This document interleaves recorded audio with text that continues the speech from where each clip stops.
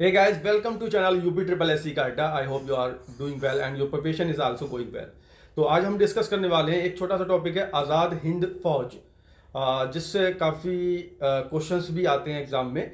तो सबसे पहले अगर हम बात करें आज़ाद हिंद फौज की, तो ये दो चरणों में इसका जो है इतिहास है। सबसे पहले अगर हम बात करें, जो ख्याल आया था आज़ाद हिंद फौज का, वो आया था मोहन सिंह के दिमाग में, और ये मलाया में आया था। मोहन सिंह कौन थे? मोहन सिंह एक ब्रिटिश सैनिक थे, ठीक है। उस टाइम जो है ब्रिटिश सेना में थे मोहन सिंह, उनके दिमाग में ये ख्याल आया था। और 1942 के अंत तक इसमें 40,000 लोग आज़ाद हिंद फौज में मतलब सम्मिलित होने के लिए राज़ी हो गए थे। और 1 सितंबर 1942 तक इसमें 16,300 सैनिकों को लेकर आज़ाद हिंद फौज की जो पहली डिवीज़न थी उसका गठन किया गया था। तो इस तरीके से हम अगर समझें तो मोहन सिंह जो हैं वो इसके एक तरीके से संस्थापक हो सकते हैं। लेकिन दिसंबर 1942 तक आते आते इसमें क्या हुआ, मतभेद होने लगे। आज़ाद हिंद फौज के अंदर लोगों में ही आपस में मतभेद होने लगे। तो फिर अब दूसरा चरण जब आता है इसमें, तो इसमें दूसरे चरण में सुभाष चंद्र बोस एंट्री मारते हैं, और आज़ाद हिंद फौज का द्वितीय चरण जो है वो 2 जुलाई 1943 में सुभाष चंद्र बोस के द्वारा सिंगापुर में हुआ था, ठीक है।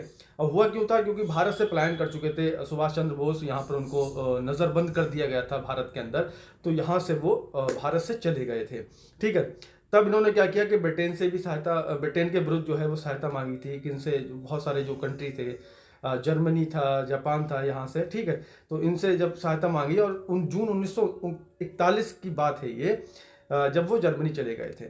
वहाँ पर फरवरी 1943 में वे जापान पहुँचे, वहाँ से फिर जर्मनी से कहाँ, जापान पहुँचे थे। जापान के बाद जब सिंगापुर पहुँचे थे जुलाई 1943 में, वहाँ पर उन्हें रास बिहारी बोस और कुछ अन्य लोगों की मदद मिली, ठीक है। वहाँ से उन्होंने स्टार्ट किया ये द्वितीय चरण इसका, आज़ाद हिंद फौज का। अक्टूबर 1943 में इन्होंने सिंगापुर में अस्थायी भारत सरकार का गठन भी किया था, ठीक है। अगर हम देखें तो भारत सरकार का वहाँ गठन भी किया गया था, और इसका मुख्यालय जो है वो सिंगापुर के अतिरिक्त रंगून में भी बनाया गया था।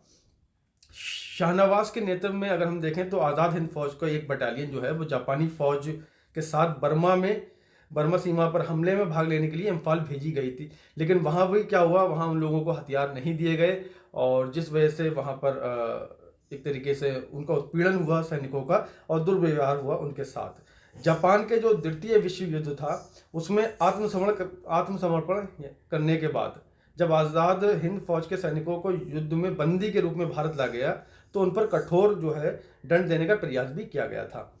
तब उस टाइम क्या हुआ था, भारत में उनके बचाव के लिए एक सशक्त आंदोलन भी खड़ा हो गया था। तो ये सारी की सारी डिटेल जो है वो आज़ाद हिंद फौज से रिलेटेड है, ठीक है। और ये सारा जो डेटा है वो मैंने स्पेक्ट्रम की बुक से लिया है, और एक ऑथेंटिक बुक है, ठीक है। लेखपाल में अभी जो क्वेश्चन आया था उससे रिलेटेड आप इसका कंसर्न दे सकते हैं, ठीक है। मैं पेज नंबर आपको बता देता हूँ, ये पेज नंबर इसमें है 447 स्पेक्ट्रम के अंदर, ठीक है।